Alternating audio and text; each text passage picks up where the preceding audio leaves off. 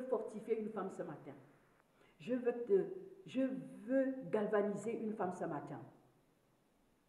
Oui, je veux te galvaniser ce matin. Oui, je veux te fortifier ce matin. Par ce message, Dieu veut te révéler, non seulement au sein de ta propre famille, mais au monde. Dieu veut révéler la femme d'influence que tu es. Dieu veut révéler la femme d'impact que tu es. Dieu veut révéler la femme de destinée que tu es. Dieu veut révéler la femme de distinction que tu es. Tu n'es pas n'importe qui, femme. Tu n'es pas n'importe qui. Tu n'es pas une femme ordinaire. Sors de ces considérations. Sors de ces apitoiements. Arrête de t'apitoyer, femme. Arrête de t'apitoyer. Tu es une géante. Tu es une femme forte. Tu es un monument. C'est pour ça que Dieu t'a mis à part. Arrête d'en vouloir à ta famille. Ta famille ne te rejette pas parce que tu es méchante. Ta famille ne te rejette pas parce qu'elle est méchante. Ta famille ne te rejette pas parce qu'elle veut le faire. Non. C'est Dieu qui est en train de te bâtir, qui est en train de te préparer, qui est en train de te construire pour te positionner. Pour te positionner pour le bien de ta propre vie, de ta destinée et pour le bien de ta famille. Oui, tu es celle qu'il a choisie pour faire connaître cette famille. Tu es celle qu'il a choisie pour accomplir ses desseins parfaits sur la terre des hommes. Tu es celle qu'il a choisie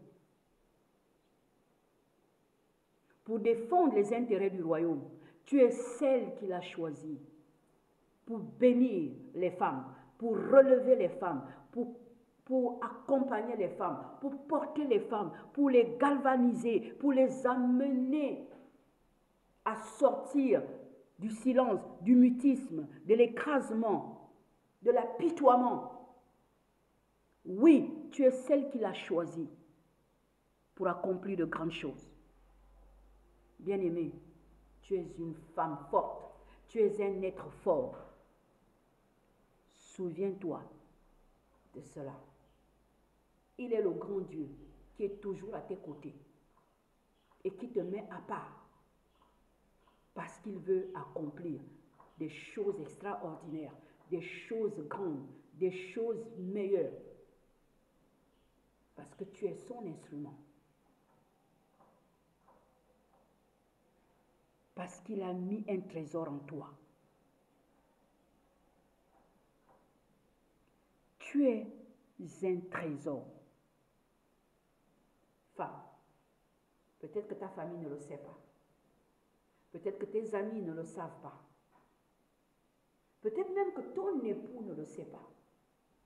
Peut-être même que tes propres enfants ne l'ont pas encore discerné. Il veut te révéler. Waouh! Waouh! Je ne suis pas n'importe qui. Je ne suis pas n'importe qui. Merci Seigneur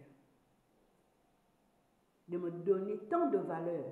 Merci de compter sur moi. Toi, un grand Dieu, tu comptes sur moi. Merci pour la considération. Merci pour la confiance. Permets à une femme que tu as choisie au sein d'une famille, permets-lui de mériter ta confiance. Merci Seigneur. Alors bien-aimés, nous allons continuer cette fois en prenant l'exemple de Joseph. Tout le monde a lu l'histoire de Joseph. Tout le monde connaît l'histoire de Joseph. Dans le chapitre 37 du livre de Genèse. Lisez, je vous conseille de lire. L'histoire de Jephthé, C'est dans Juge 8. Juge 8, dans le livre de Juge, chapitre 8. Lisez ces histoires et vous comprendrez le pourquoi parfois on fait face à ce genre d'attitude, ce genre de comportement venant de notre propre famille ou même des personnes qui nous sont chères, des personnes que nous aimons. Ces personnes-là même qui ne savent même pas pourquoi elles se comportent comme ça vis-à-vis de nous. Il aurait fallu que Jephthé, ses frères, le jettent hors de la cellule familiale pour que lui-même découvre qui il est réellement. Ah, bien-aimé, chère femme, je ne sais pas si tu te connais, je ne sais pas si tu sais qui tu es réellement. Mais Dieu veut te faire découvrir qui tu es réellement. Parce que Jephthé, si il n'avait pas été jeté de la maison de son père par ses propres frères, il n'aurait jamais su qui il était réellement. Il n'aurait jamais su qu'il était un guerrier puissant. Il n'aurait jamais su qu'il était un homme d'influence qui pouvait influencer la vie des gens, la vie de ceux qui l'entouraient et même la vie de ses propres frères. Wow! Jesus! Peut-être que tu es une femme qui s'ignore. Peut-être que tu es une femme qui ne se comprend même pas. Peut-être que toi-même, tu ne te donnes pas de la valeur. Tu ne sais pas qui tu es réellement. Tu ne sais pas d'où tu viens et où tu vas. Bien-aimé, tu sais que tu es né dans cette famille. Mais tu ne sais pas que tu n'es pas de cette famille. Parce que tu es une citoyenne céleste. Tu es une princesse du royaume. Tu n'es que de passage dans cette famille. Parce que Dieu, en t'envoyant dans cette famille, voulait sauver cette famille. Voulait faire du bien à cette famille. Voulait faire connaître cette famille. Mais tu es là à t'apitoyer sur ton sort. Tu es là à te lamenter. Tu es là à chercher du regard un secours venant des hommes. Non, non, non, non, non, non, non, bien-aimé. Ton secours, c'est Dieu. Ton appui, c'est Dieu. Ton abri, c'est encore le grand Dieu. Ta béquille sur laquelle tu dois t'appuyer chaque jour, c'est encore le grand je suis. Tu ne sais pas qui tu es. Tu ne sais pas où tu vas. Mais il est en train de te révéler. Et il est en train de te faire connaître à toi-même qui tu es réellement. Tu es une géante. Tu es une puissante.